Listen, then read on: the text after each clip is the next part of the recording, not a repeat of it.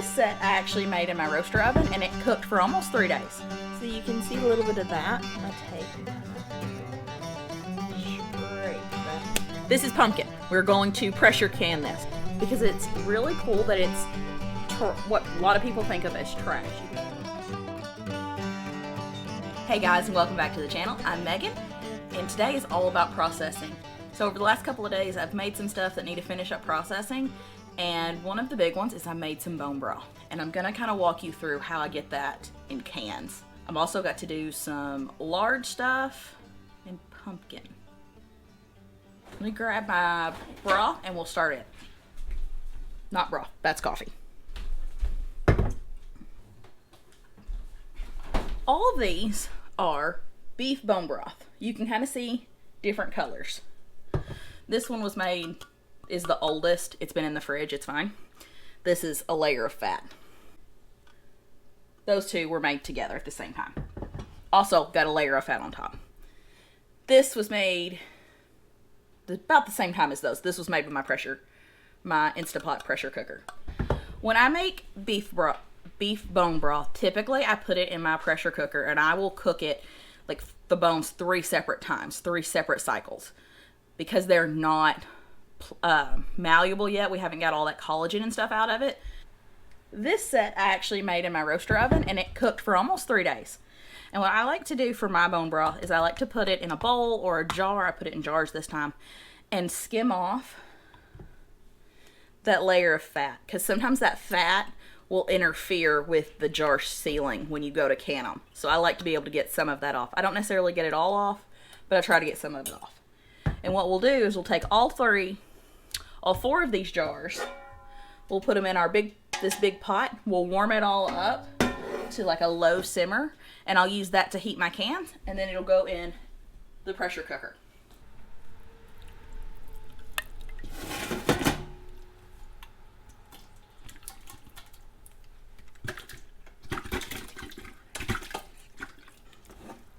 That is what you want to see with bone broth. All that jiggle is all the collagen. So this set of bone broth didn't set up in the fridge as long as that first jar, so it's not as jiggly. But you can definitely tell it's thicker. And this will be the same thing with this one. This one didn't set up in the fridge as long. You can also tell that by how the fat is skimming off, but there's not a doubt in my mind how wonderful this bone broth is.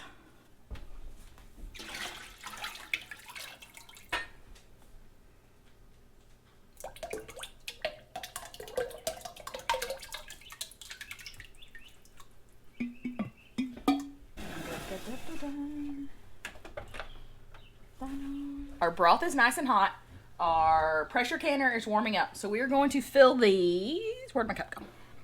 So we're going to fill our jars to 1-inch headspace.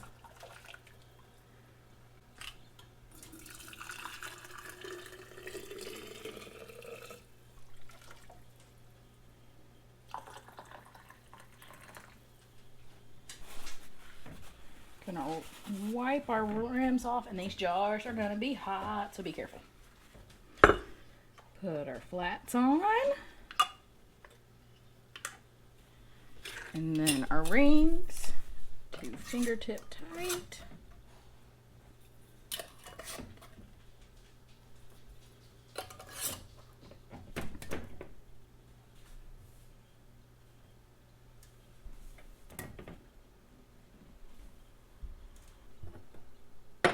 And I didn't debubble these because it's broth. You don't have to debubble them. But if you were canning anything else, you'd want to debubble. Oop.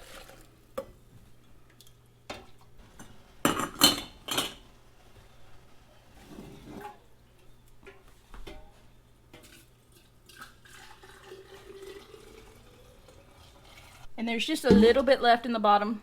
Yeah, there's a little bit left in that, so I'll just put that in a small jar and put it in the fridge.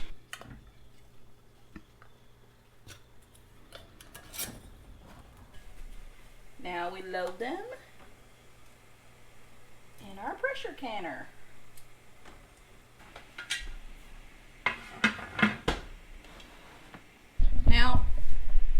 pressure canner is all sealed up. This is open, and we'll wait for steam to come out of this for 10 minutes, or continuous steam. We'll set a timer for 10 minutes. And then we'll add our weight, and we'll process for 25 minutes on the quarts. I love having bone broth on my shelves, whether that's chicken or beef, because it's really cool that it's what a lot of people think of as trash. It is bones. When we have our cows process, I always ask for the soup bones. When we have a roast with a bone in it, I will save that bone and then use it later to make bone broth. We don't just straight drink bone broth. A lot of people do when they're sick, but we use it in our vegetable soups. I use it in vegetable soup. I use it to cook roast. I use it to cook all kinds of things. My chicken bone broth, I don't necessarily keep on the shelf. What I do for it is I keep just a stash of chicken bones in my freezer, and when I know I'm gonna need chicken broth or chicken bone broth for the week, I'll just make a batch of it. It takes me a couple hours in the Instapot and it's ready to go. Also, I keep a bag of vegetable scraps. There's some onion scraps, some garlic, some carrots and celery, and I'll throw that all in my pot when I'm ready to make stock. And I have stock out of what a lot of people would use as trash. You can compost it. You can compost it after you use it to make stock. So it's really awesome. I can reuse, essentially, food waste to make something that is very nutritional dense for my family. I was going to make lard on this video, and then I realized I need my crock pot, and I'm cooking in my crock pot for dinner tonight. But actually, knew I was going to be in the kitchen, not feel like cooking, so dinner's in the crock pot. Salisbury meatballs. That has bone broth in it. Actually, a little bit of one of those jars was, you seen a lot of it missing because I used it to make lunch, or not lunch, used it to make dinner today. But I will show you. So I make tallow and I make lard. My first time making lard, I've made tallow a bunch. But this is after its first rendering. I took what a lot of people would talk about as trash to make a product. So that's after the first rendering. It's not done. It's still got some crud in it that needs to come out, which is fine. It'll probably do 2 more renderings in the crock pot and it'll be ready to go. So maybe I'll do it on another video. Maybe I'll finish it in this video depending on how long this takes me. I'm hoping pumpkin. So this was a pumpkin I got from a friend. I baked it down and I'm gonna try to do some rebel canning with it, and I'm actually gonna can this pumpkin in water bath canning. Recommended water bath canning is only done with chunk pumpkin, but I'm gonna go ahead and do a pumpkin puree. So hopefully I get to that in a minute. Our cans have processed for 25 minutes, so we're going to push this off the burner, and we're gonna let it come down from pressure naturally, and we'll pull the cans out and I'll show you them in a few minutes. So this is set. The pressures came down. Bum, bum, bum.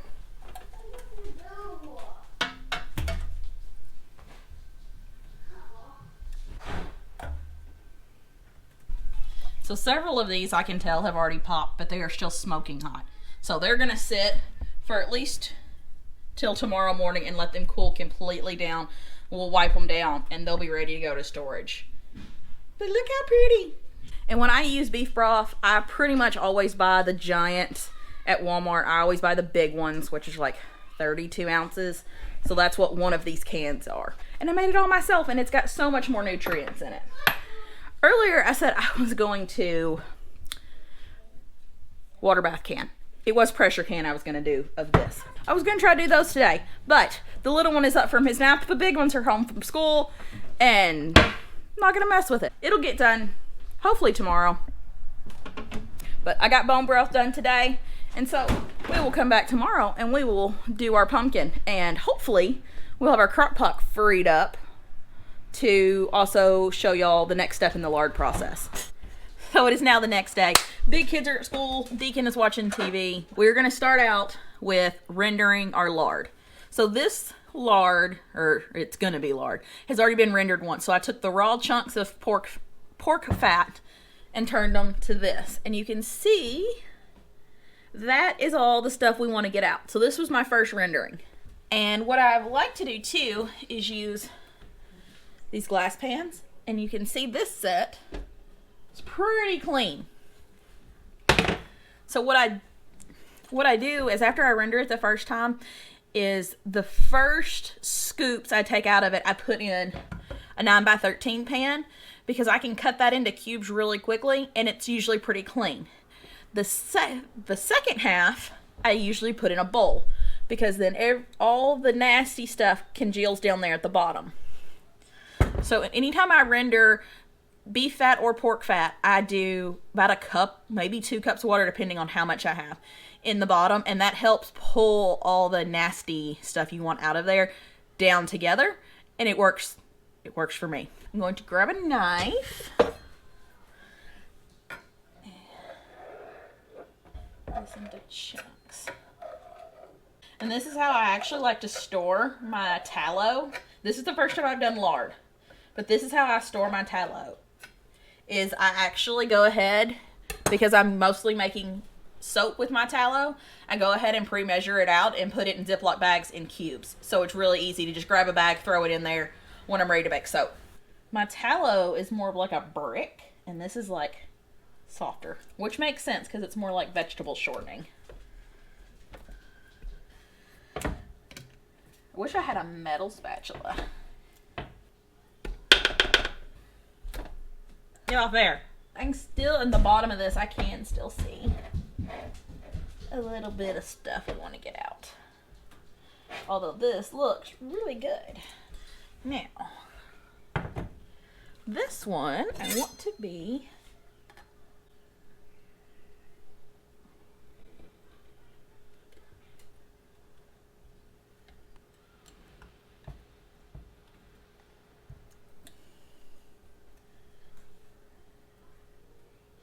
so you can see a little bit of that. I'm going to take and kind of scrape that off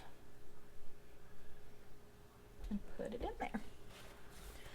And then you can see I made like a little spot there so I can pour, and you can see all that stuff is out.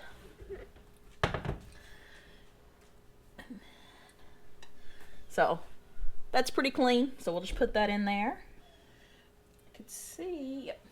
I'm gonna take and scrape that off. And I do lose a little bit of lard by scraping that, but it will help me not have to render it as many times. That's pretty clean.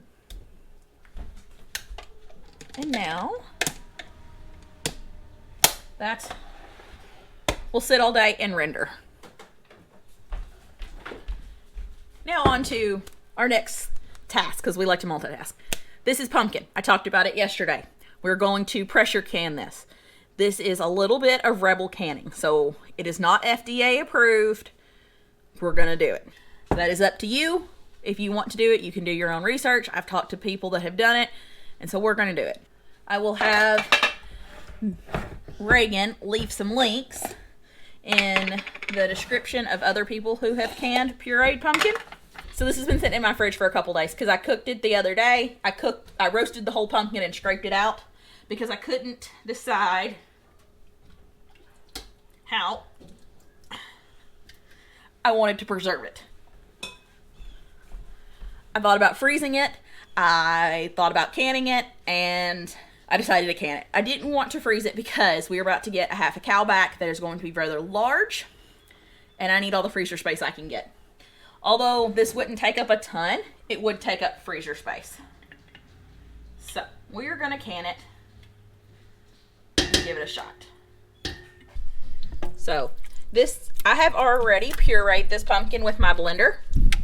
So we are just working on warming it up, and I'm probably gonna add some water because I did strain some water out, and this is just a little thick for what we want to can with. When I originally was doing this and decided I wanted to, I was gonna freeze it. When I was gonna freeze it, I went ahead and skimmed some of that water off because I wouldn't have needed it. Now that I'm gonna can it, I gotta add moisture back into it, but it'll be okay.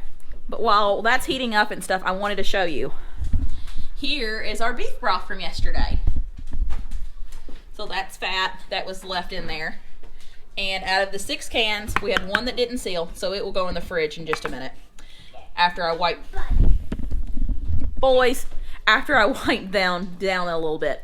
And I was talking to a friend, Heather, and she recommended, and after she said it, I remembered it, to add a splash of vinegar to our liquid in our pressure canner, and that will help with some of this residue on it. So we are going to add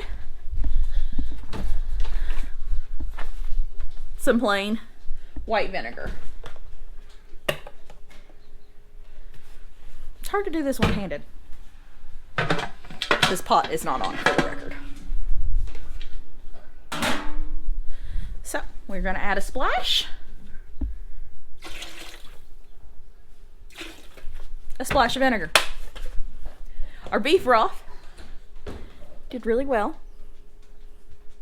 Super excited about that. It's always a great thing to have in our pantry.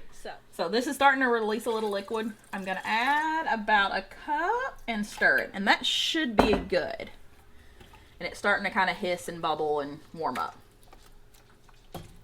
We are going to let it sit some more. As you can see, you can't see them.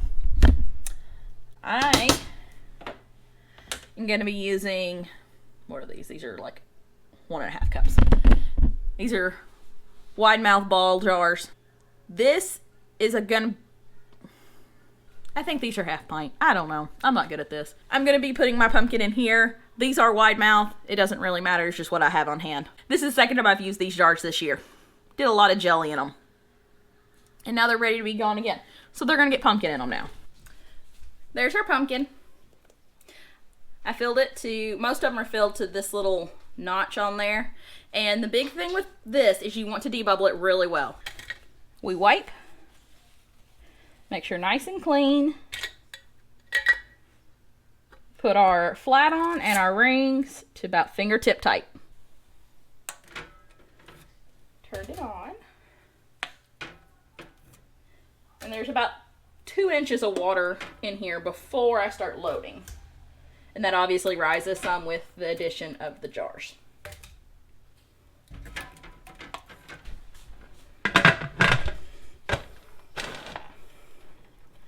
I gotta get Reagan to actually fix my canner because this is borrowed. This is borrowed from a friend because my gauge went out in mine and we had to buy a new one. So this is turned on. It is sealed up. It'll start steaming continuous. A lot of steam. We'll time it for 10 minutes. Then we'll add our weight, just like yesterday. And these will actually go for an hour. So it's a very long process. And if you were doing quarts, it would be 90 minutes. So it's a very long process. So, had this pot sitting for a while. I've already popped the lid. And it has cooled down drastically. But just like yesterday, we're going to take out our jars. And they're going to sit and cool off before they go to the storage area. I will say, the vinegar in the pot helped. These are so much cleaner than yesterday's. And I think all of them have already popped. So that's awesome. I didn't get to washing my glass bowl and my glass 9x13 pan. But, so I'm going to wash those in just a minute. I got to take the kids to the school. I had to take the kids to the school for an event. But here is our lard. And you can kind of see some of the stuff we're wanting to get out. You can see it bubbling. I'm going to turn it down. You can see it bubbling. It's all nice and melted. So it is ready, and I will stick that through my fine mesh strainer, then pour into those pans and let it solidify again and see where we're at, see if it needs another rendering or not. Hopefully it'll be done and ready to put up. I do plan on pressure canning that because I don't use lard as quickly as I use my tallow. My tallow I just put in the freezer because it's not worth the effort and the time it takes to pressure can it. The lard I will probably pressure can. I'm wanting to try to make deodorant with the lard. I have a recipe. Maybe it'll turn out. We'll see. I'm super excited. That's ready to go. My pumpkin is done. My broth is awesome. Yay! I got the stuff processed I needed to get processed. And that's all I have today, guys. I am going to go eat supper with the kids, and then we are going to go to the school for an event, and I will see y'all on the next video. I'm Megan from the GWP Homestead. Bye, guys.